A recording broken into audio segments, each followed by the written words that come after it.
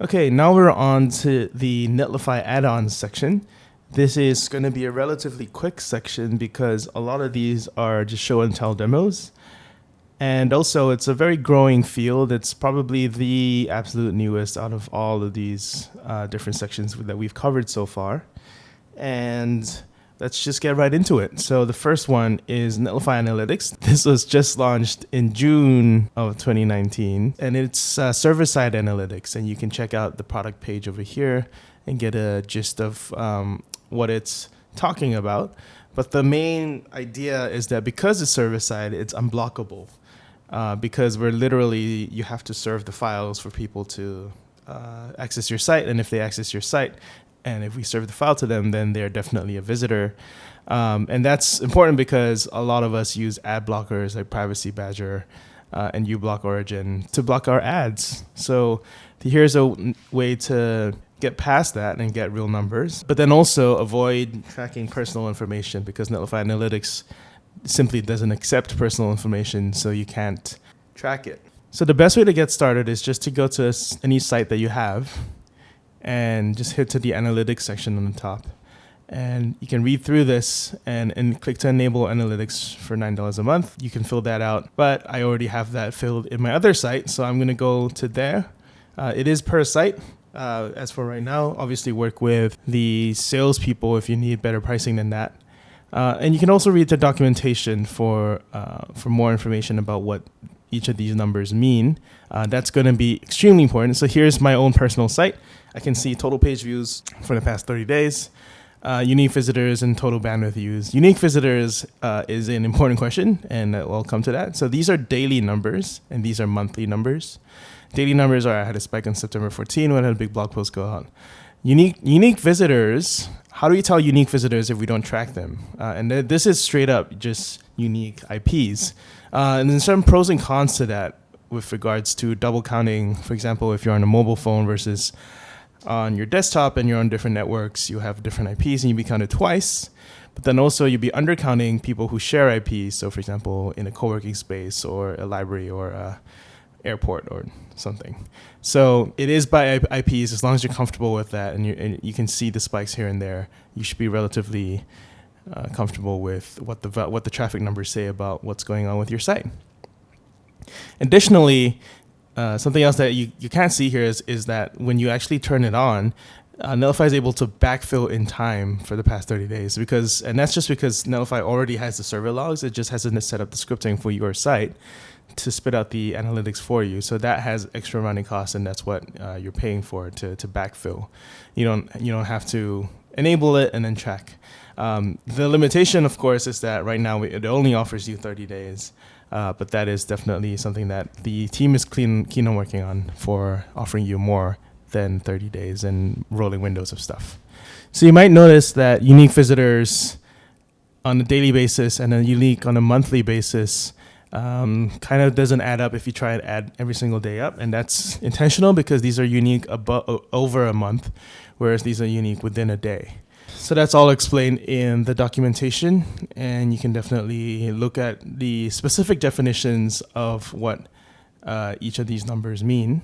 And there you go. That's what they offer you. They can tell you what the top pages are. A lot of them will be sort of service worker type stuff.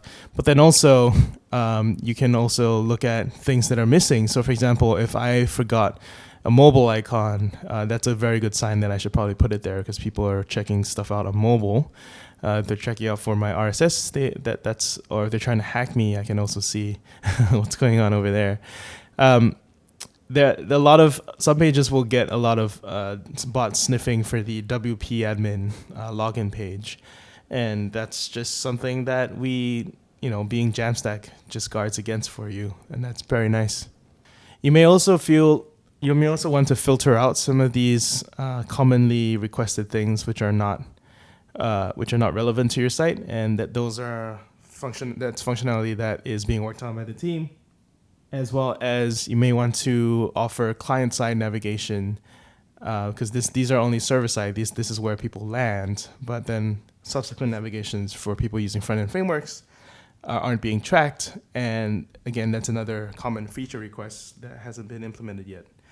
Still, this is a new feature and it's done very, very well. So the team is very keen on working on it. Okay, so now we're going to move on to the next add-on, which has a little bit more of a learning curve than clicking a button, which is large media. And to explain large media, I should have to explain what Git LFS is. Git LFS is a way to store large files together with versioning in Git. So everything that we love about Git, except that with Git, one of the problems is when you store large files in it, then everyone has to download it and it persists forever in history. And that's not very good, especially if you don't use it or access it very much. Like you just want to access it for content. So that's why you use Git LFS, and that's a spec that you can just clone, install, and use without Netlify.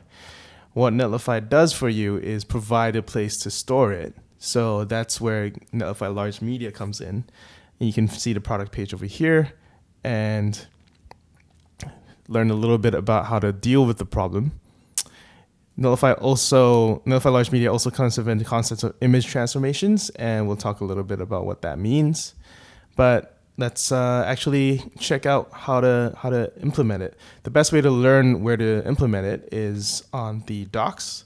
The large media page has some information about it here, as well as some prerequisites, and it really is dependent on your CLI. So we have already introduced the CLI in various sections of previous videos, but this one is important. It's a plugin that you just install with the CLI. So now every time you add a large media file, you just have to say git LFS track and then the path to that media file.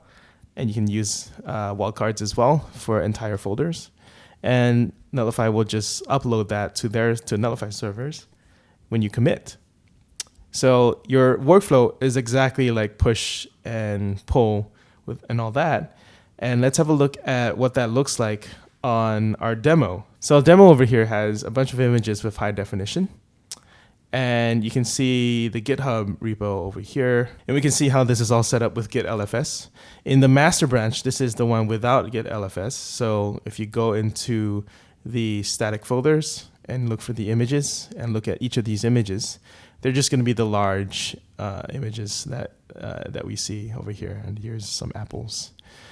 And that's not very efficient. Obviously, that's not very scalable. This is fine for these small examples, but it's going to be out of control pretty soon, especially with images of a few megabytes or even gigabytes. And you can think about videos and audio assets as well over here.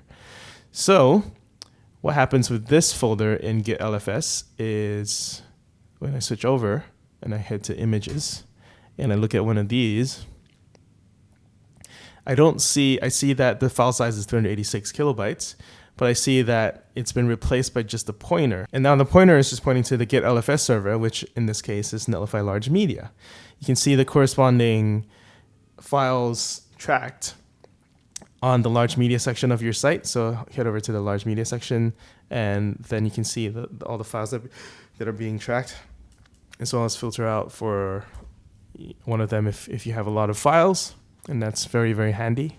And then the other capability of Netlify Large Media, and this is a special case for images, is that you can resize them. So there's no point serving high resolution images every time or manually resizing them by yourself. You could just use an API for that. And so Netlify provides that API, and it's called image transformation. Let's have a look at what that looks like over here. So I'm going to apply the parameters to this. And it's reduced it to a width of 100 and a height of 100, but this is a rectangular image, so it's just going to fit to that. I can also use the smart crop parameter, and that's actually going to be 100 by 100, and it uses the smart crop parameter.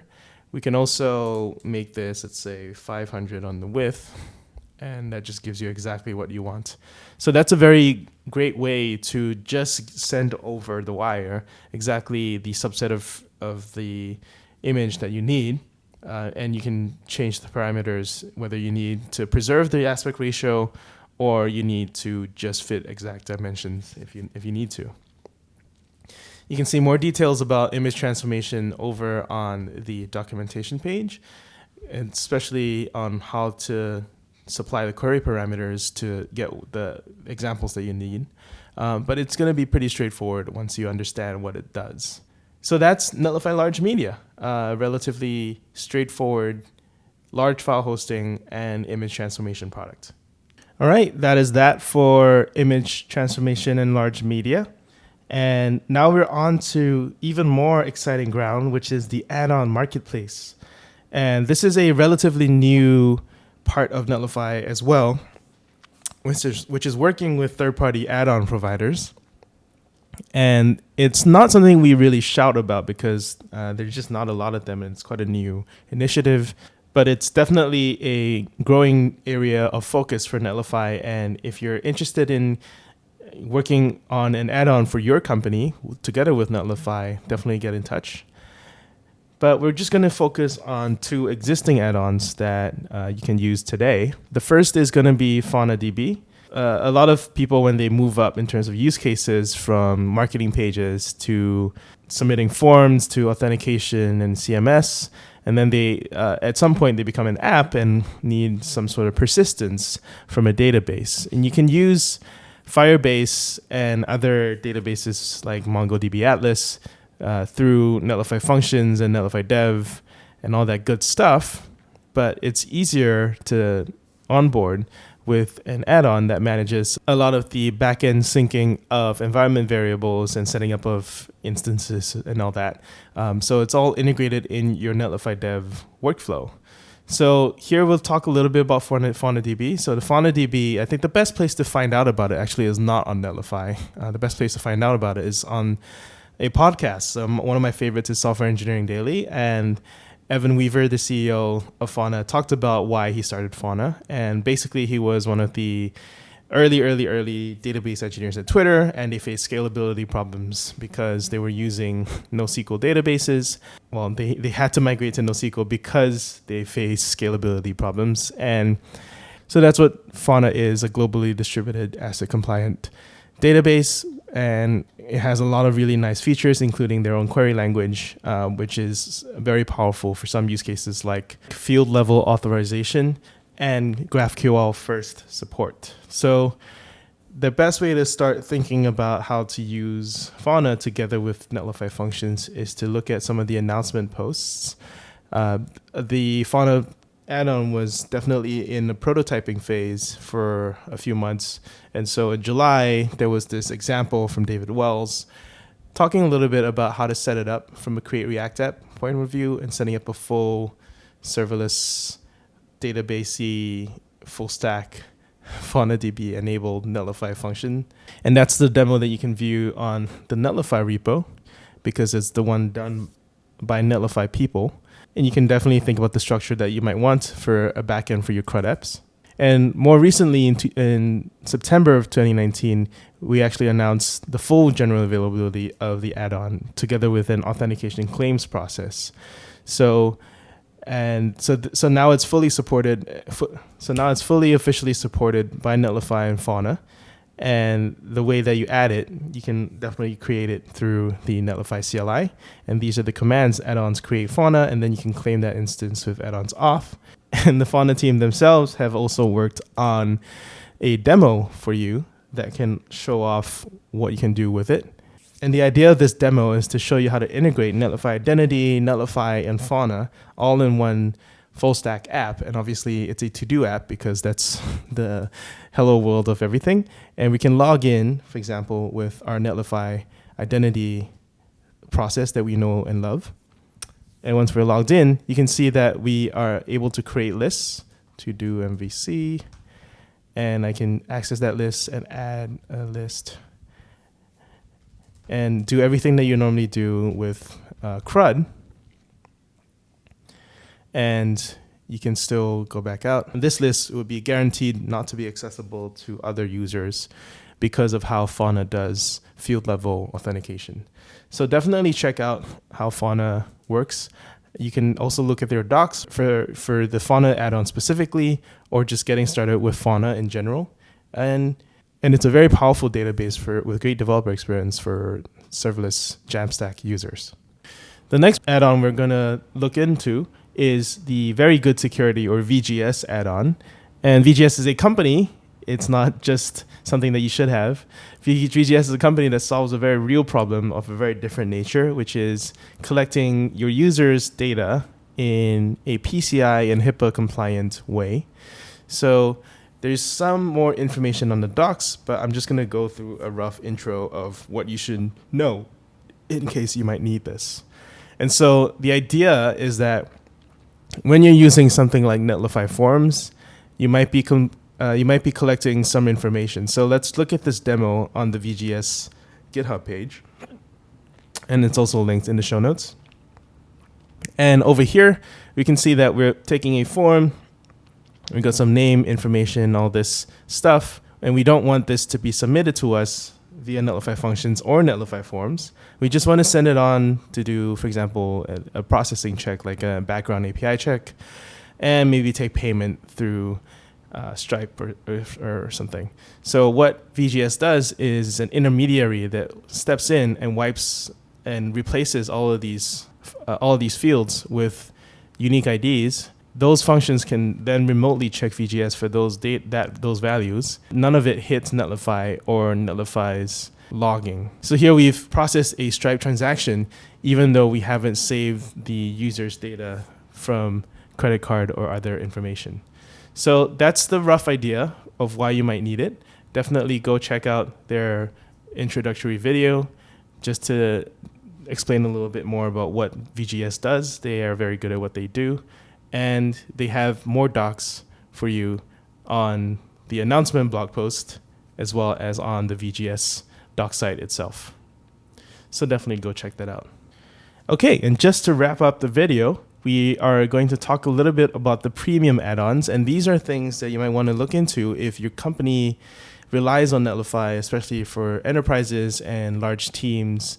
And you might need some of these premium support and performance add-ons. And so the best way to find out information for that is to go to the pricing page and just to get an idea of like the security features, the performance features, the different CDNs. The free tier has a CDN that everyone uses, and then the enterprise tier has dedicated CDNs with more points of presence and better performance, as well as uptime SLAs. And you can also specifically add support add-ons. So there's dedicated response times and chat and support channels, as well as high performance application delivery network features that you might need for your high performance needs. So all of this is available on the pricing page, and you can contact sales for more information about that.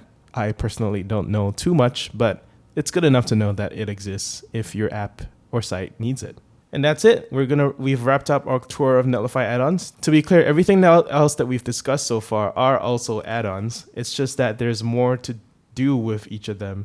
So I broke them out into different videos. But Edge, Build, and Dev are core parts of the platform. And then each of these are add-ons, most of them with free tiers that you can use and add functionality to your app. But none of them are strictly required to use Netlify. And you can definitely bring other features as well. A lot of them are good partners with Netlify and sponsors of Jamstack events.